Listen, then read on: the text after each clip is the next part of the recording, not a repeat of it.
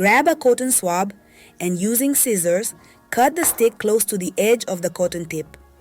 Set the cotton tip aside for now. Next, take a soda bottle and a hot soldering iron. Carefully make a small hole right in the center of the bottle cap. Now, take the cotton swab stick and insert it into the hole you just made. Push it in gently until it fits snugly. To secure it, use some glue and spread it around the edges of the hole to keep it fixed in place.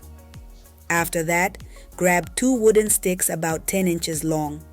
Attach each stick to opposite sides of the bottle using electrical tape.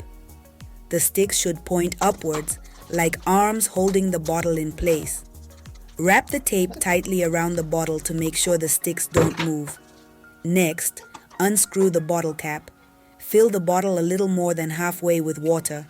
Once it's filled, screw the cap back on tightly.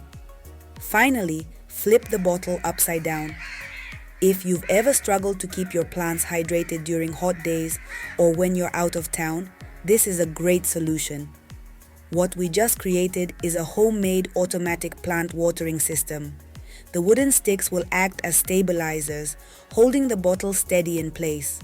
The cotton swab will slowly release tiny drops of water, making sure your plants stay perfectly watered without any extra effort.